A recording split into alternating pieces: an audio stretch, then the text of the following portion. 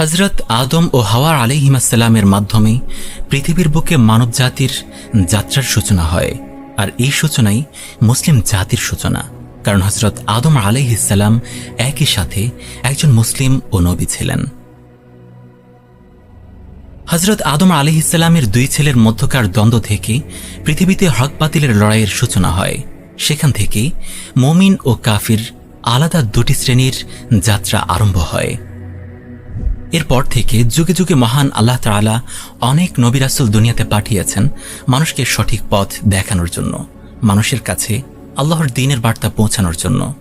তাদের কাউকে তিনি নতুন কিতাব ও শরীয়ত সহ প্রেরণ করেছেন।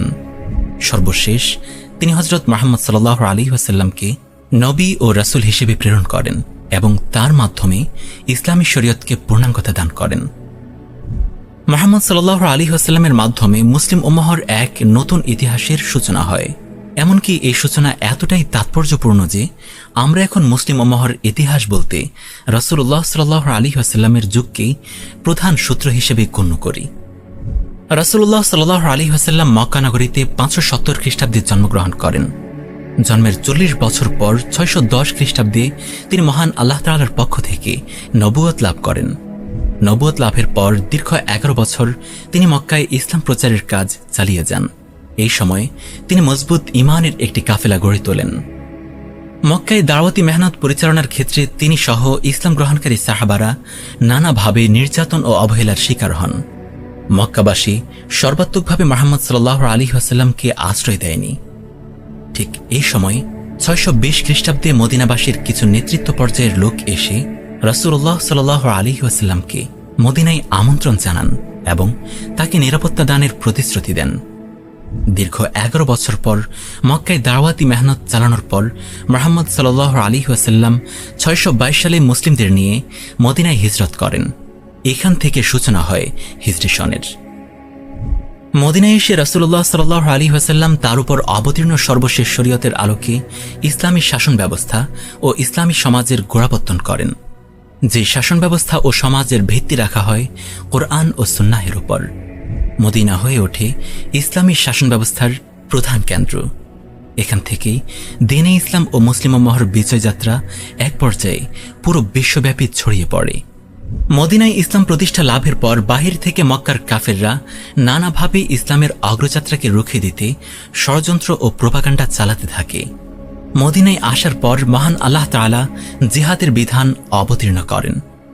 দাওয়ার পাশাপাশি তখন কাফেরদের বিরুদ্ধে জিহাদের এক ধারা চালু হয়। দাওয়াহ ও জিহাদের বাহনে ইসলামের বাণী ও বিজয় মদিনার সীমা পেরিয়ে পুরো আরবে ছড়িয়ে পড়তে থাকে। অষ্টম হিজরিতে রাসূলুল্লাহ সাল্লাল্লাহু আলাইহি ওয়াসাল্লাম নিজ জন্মভূমি মক্কার দিকে সাহাবাদের কাফেলা নিয়ে জিহাদের উদ্দেশ্যে রওনা হন। ছোটখাটো কিছু সংঘর্ষের মধ্য দিয়ে মুসলিম বাহিনী বিজয়ী বেশে মক্কায় প্রবেশ করেন। মক্কাবাসী মুহাম্মদ সাল্লাল্লাহু আলাইহি ওয়াসাল্লামের কাছে আত্মসমর্পণ করে। কিছু সংখ্যক সাতেম রাসূল ব্যতীত তিনি সকলের জন্য সাধারণ ক্ষমা ঘোষণা করেন। ফাতহে মক্কার মধ্য দিয়ে মক্কা নগরীও ইসলামী শাসন ব্যবস্থার সুশীতল ছায়ার অন্তর্ভুক্ত হয়ে যায়। মক্কা বিজয়ের পর রাসূলুল্লাহ সাল্লাল্লাহু আলাইহি ওয়াসাল্লাম দাওয়াহ ও জিহাদের ধারাকে আরও বেগবান করেন।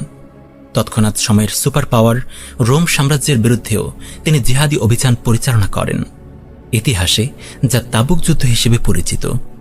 এই যুদ্ধে রোমান বাহিনী মুসলিম বাহিনীর সাথে লড়াই করার সাহস করতে পারেনি। তারা যুদ্ধের ময়দান ছেড়ে পলায়ন করে।